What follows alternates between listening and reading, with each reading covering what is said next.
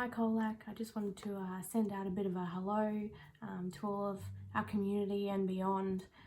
Look, I know that we're all dealing with a whole new reality right now, and we're navigating it as best we can.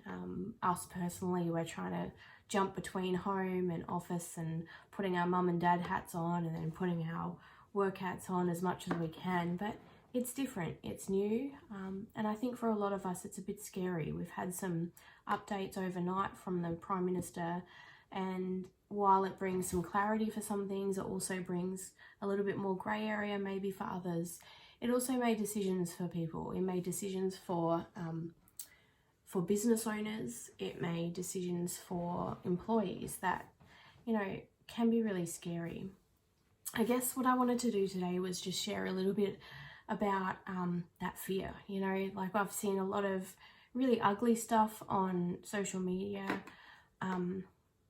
that really comes from a place of fear, and I get it.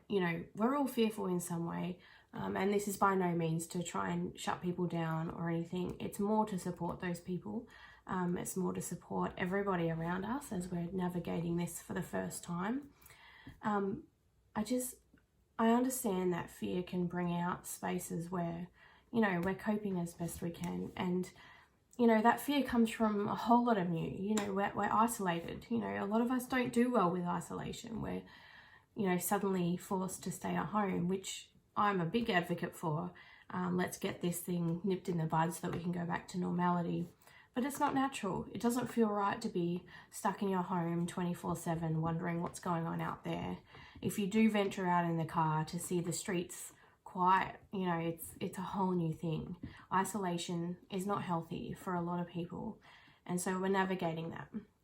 We're also, our routines are completely changed. We don't have a routine almost.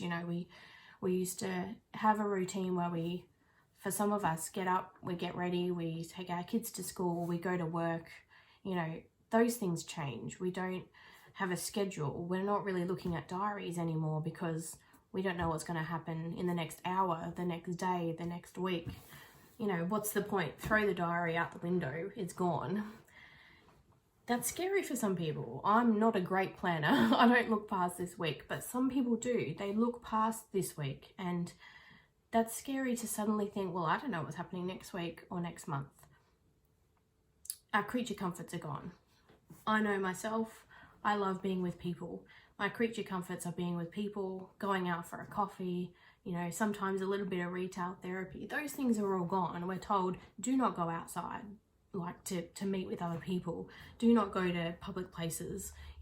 Places are closed anyway, so we can't do that.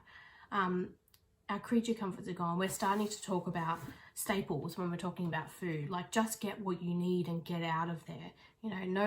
No more have people wanted to do a proper shop, but we're not able to do that, and more importantly, our job security is out the window. We have many people who are being forced to close their doors. Many businesses are now wondering what they're going to do financially. Workers who are also now not able to go to work.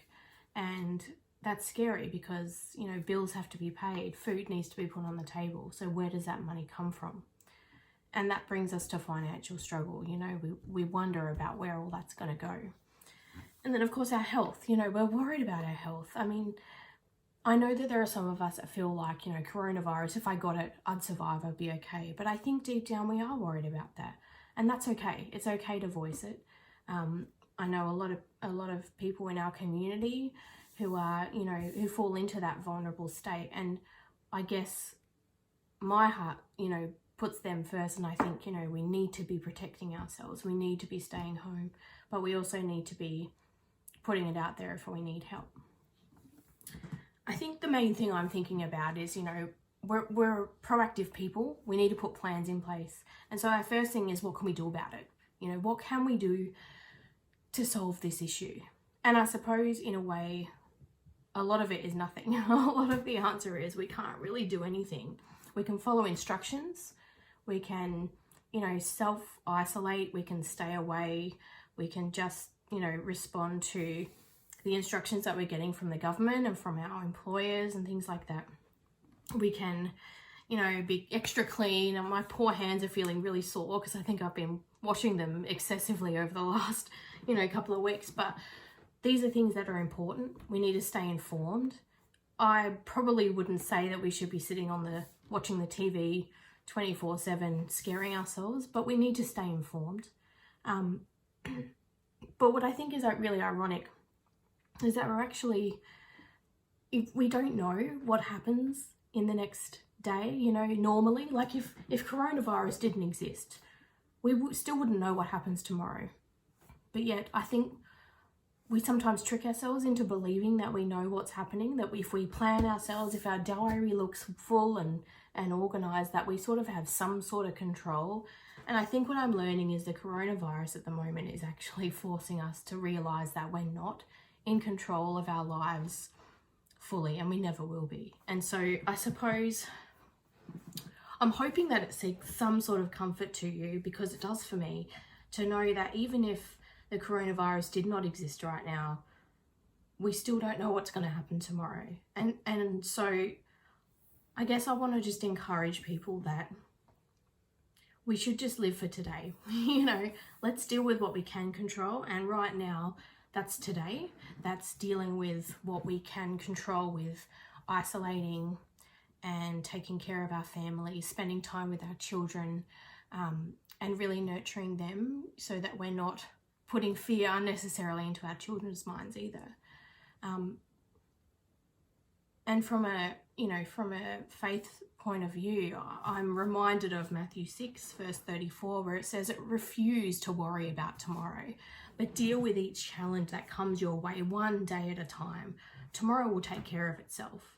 And it's true. You know, we could spend all of our time thinking, where's my next, you know, bill going to come? Where's my next meal going to come from? But really, the worry doesn't help. You know, it doesn't help. And so I really want to encourage you that if you are really worried, to reach out, have a conversation with someone. I'm available. If you want to text me or Facebook message me, please do that.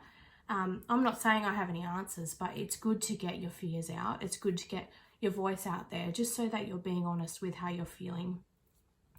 But I just don't want us to lose too much focus on this as more than what it is. The coronavirus is definitely something that we really need to take seriously, and I'm glad that I'm starting to see that people are taking it seriously. But I also want to encourage us not to blow it up with a whole heap of fear, but just remembering that in normal circumstances, we don't know what's going to happen tomorrow, and this is no different.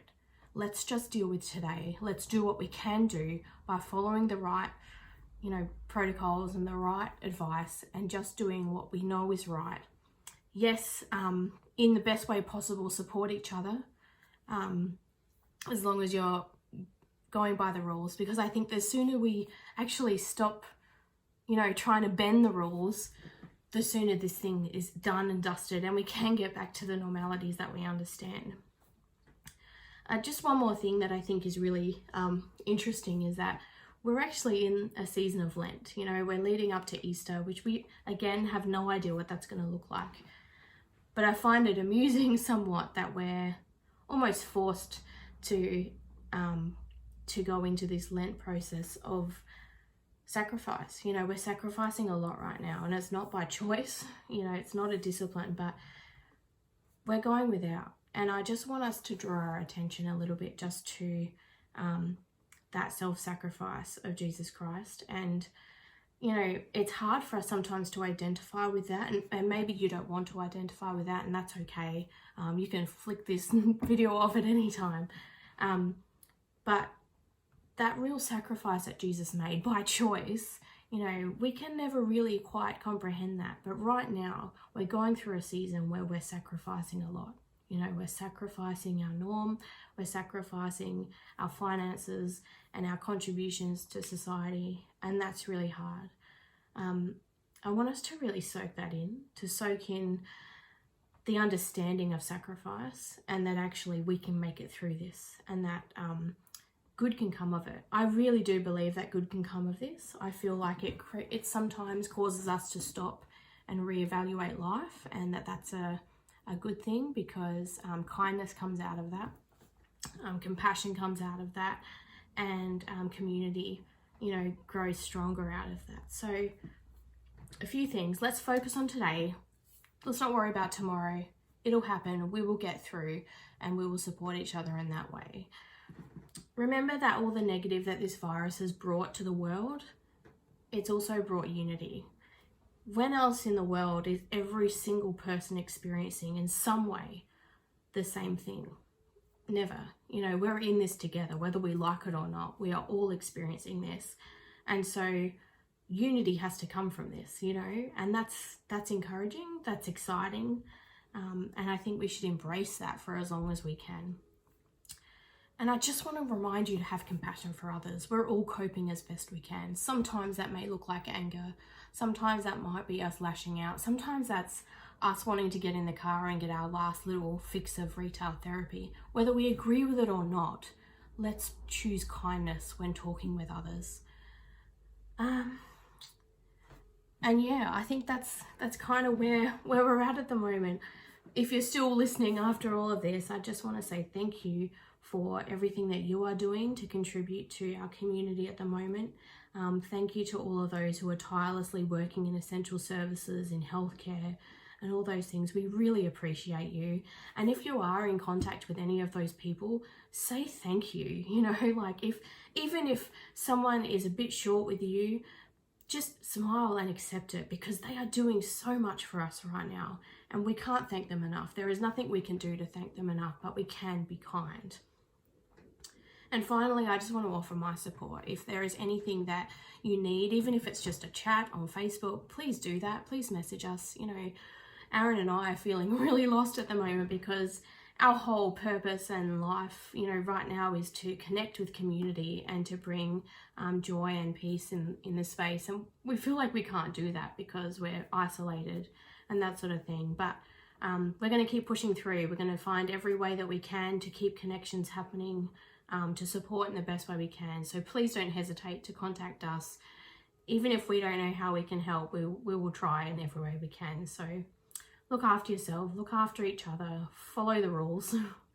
Let's get this thing over with, and let's, you know, look forward to the day when, you know, we can venture back out again and experience community in a whole new way.